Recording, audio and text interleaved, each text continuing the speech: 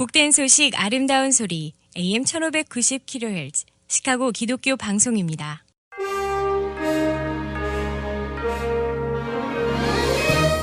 여러분 안녕하십니까? 10월 27일 화요일 KCBS 헤드라인 뉴스입니다. 상원이 어제 에이미 코니 베럿 연방대법관 후보 인준안을 찬성 52표, 반대 48표로 통과시켰습니다. 이로써 연방대법원은 보수 6명 대 진보 3명으로 보수 절대 우위를 점하게 됐습니다. 베럿 지명자는 트럼프 대통령의 정식 임명 절차만 남겨두게 됐습니다. 어제 선서를 마친 베럿 지명자는 이 나라의 요청으로 대법관이 된 것은 영예로운 일이라며 최선을 다해 직무를 수행하겠다고 다짐했습니다. 한편 상원 공화당에선 수전 콜린스 상원의원이 유일하게 민주당 편에 서서 반대표를 던졌습니다. 트럼프 대통령과 조 바이든 민주당 대선 후보가 선거 유세 막바지 총력전을 펼치고 있는 가운데 조 바이든 민주당 대선 후보는 에이미 코니 베럿 연방대법관 지명자의 상원 인준안 통과에 대해 우려를 표명했습니다. 조 바이든 후보와 민주당은 대선 후 당선자가 후임자를 지명해야 한다고 맞서왔습니다. 에이미 코니 베럿 연방대법관 지명자의 인준안 상원 통과로 대선 후 투표 결과를 둘러싼 혼란과 법정 분쟁이 벌어질 가능성이 크다는 우려가 나오고 있습니다.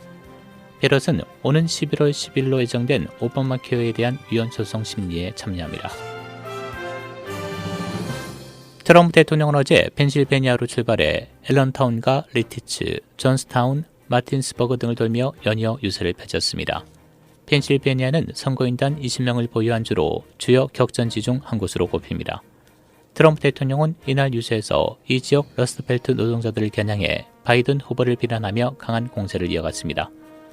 조 바이든 민주당 대선 후보도 어제 펜실베니아주 체스터를 찾아 유세를 이어갔습니다. 미국 내 신종 코로나 바이러스로 입원한 환자 수가 4만 1,000명을 넘으면서 전달에 비해 40% 급증했다고 언론이 보도했습니다. 언론에 따르면 미국은 지난 23일 기준 일일 확진자가 처음으로 8만 명을 넘어서면서 역대 최고치를 기록했습니다. 코로나19 누적 사망자 수는 23만 명을 넘어섰습니다. 현재 미국 내 신종 코로나 바이러스 누적 확진자는 896만 2,783명, 누적 사망자는 23만 1,045명을 기록하고 있습니다. 7일 평균 신규 확진자는 여름철 급증하다가 9월 중순 감소했고 10월 초만 해도 4만에서 4만 5천 명 선에서 움직였습니다. 그러다 한 달 만에 7만 명 가까이 폭증했습니다. 특히 아이다호, 노스다코다, 위스콘신주와 함께 멕시코 접경 지역인 텍사스주 엘파소에서 코로나19 확산이 빨라져 우려를 낳고 있습니다. 텍사스주 확진자 수는 누적 92만 명으로 최근 캘리포니아를 제치고 1위를 기록하고 있습니다. 미 항공우주국 나사는 어제 달 표면에 태양광이 비추는 부분에서 물이 존재하는 것을 처음으로 확인했다고 발표했습니다.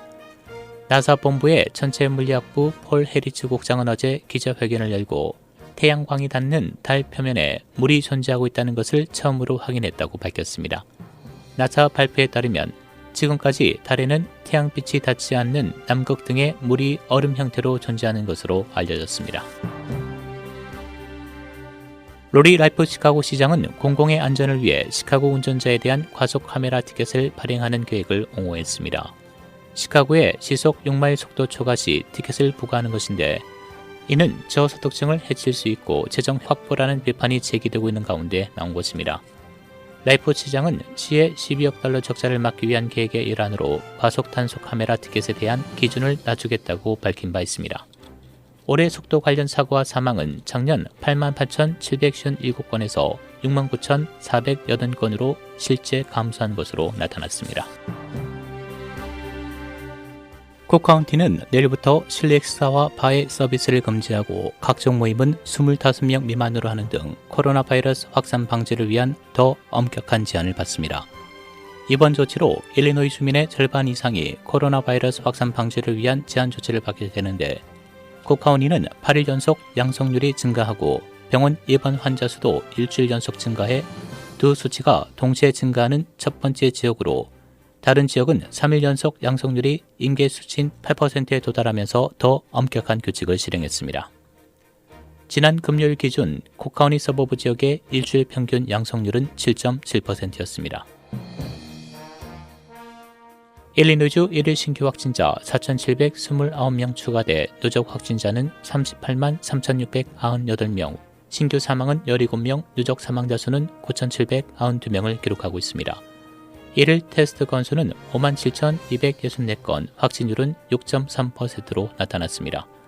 이로써 일리노이주는 코로나 바이러스가 발생한 후 처음으로 일주일 평균 발생자 수가 4만 5천 명을 넘어섰습니다. 지난 주일 워싱턴 DC에서 3만 5천 명이 모여 중보 기도를 가졌습니다. 전국에서 3만 5천 명 이상의 사람들이 잔디밭에 모여 미국의 영적인 깨어남을 기도하고 마음으로 예수 그리스도를 따르자라고 했습니다. 찬양 지도자 샴 퓨체트가 이끄는 레러스 워십 투어는 지난 주일 밤 워싱턴 DC의 내셔널 몰에 모여 주님께 찬양과 예배를 드렸습니다. 어떤 사람들은 지저스 2020과 지저스 메로와 같은 표지판과 깃발을 들고 있었습니다. 날씨입니다. 오늘 오전에 흐린 추운 날씨 보이겠고 오후에 대체로 맑은 날씨 보이겠습니다. 낮 최고 44도, 밤 최저 30도.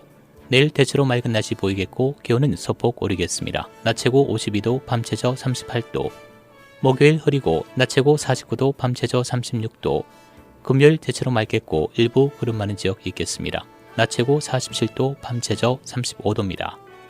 지금까지 진행의 박상준이었습니다.